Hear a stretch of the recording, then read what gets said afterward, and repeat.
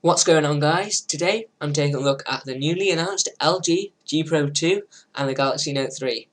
Both these phablets are pretty beast, but are they worth the price? Let's take a look. So first up, the design. LG have gone for quite a thin but curved design at around 8.3mm thick and weighs a fair 172 grams. The Note, on the other hand, has still gone for a slightly curved display with a soft leather backing. The device itself is also 8.3mm thick and weighs slightly less at 168 grams. This will feel slightly large one-handed as it is a phablet, but with the thin bezels it shouldn't cause much of an issue. Next up we have the display. So the LG holds a very large 5.9-inch 1080p display at roughly 373 ppi. The Note, however, holds a slightly smaller 5.7-inch display, still 1080p though. This does give it a slightly higher pixel density, but for me, both displays are still stunning. If we move on with the camera and video now. So the LG Pro 2 has an amazing 13 megapixel camera recording fantastic 2160p, also known as 4K.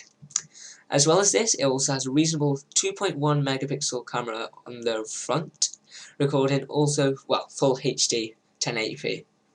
If we look at the Note, we also see it is very similar, also having a 13 megapixel rear shooter, recording 4K, still lower 4K, but 4K nonetheless, as well as a 2 megapixel front facing camera, recording still full HD. For me, the cameras on these devices is unbelievable. 13 megapixels is plenty for your usual shots, and for a smartphone it is fantastic. Also 4K, we saw many different 4K recording devices at CES, but honestly, if it's on a smartphone, for me, even if it is lower 4K, it is still excellent quality.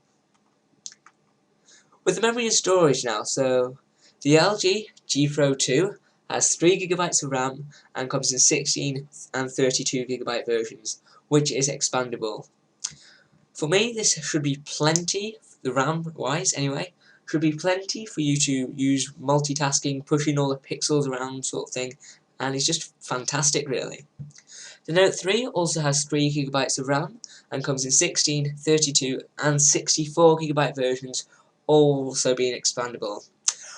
64GB, it is pricey, as it usually is, but the expandable memory on both these devices is the main thing for me. If you, such as iPhones and stuff, it is a lot harder to take and import and export all these different sort of media and sort of thing, but with it being expandable, it is a massive advantage for me anyway. If we move on with the chipset now, so the LG has a Qualcomm Snapdragon 800 chip and is quad-core at 2.26 GHz. The Note 3, again, is also very similar, with also a Qualcomm Snapdragon 800 chip, however it's just quad-core at 2.3 GHz, so it is slightly more. Despite this, it shouldn't make too much of a difference and is pretty darn good for overall gaming and just general usage really. Finally, we have the battery, OS, and extra features really. So the LG Pro has a 3200 mAh battery running the latest Android KitKat out the box, as far as I know. This is a pretty decent sized battery, and running the latest Android should really fly. The Note 3 is again very similar, with also a 3200 mAh battery, however is upgradable over the internet I believe, to Android KitKat. The LG does include Dolby sound enhancement speakers, along with NFC, Magic Focus, so some camera effects, and something called Knock-On.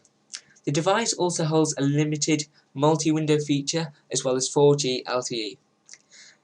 The Knock-On feature does allow you to protect your device with a series of knocking combination with over 86,000 knocks to choose from really, so it's quite a new idea here. The Note 3 holds Samsung's well-known S Pen stylus, along with fantastic, and I mean fantastic, multi-window multitasking, as well as NFC and also 4G LTE. But what do you think of these two pretty beast devices? Both these devices will cost around £600, However, LG have not 100% confirmed their price officially. Feel free to comment down any thoughts and opinions below, along with any criticism, I can't say it.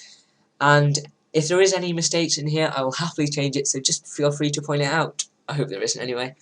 On screen, you can check out 2 of my other videos, and in the top right corner, you can also follow me on social media, and subscribe really.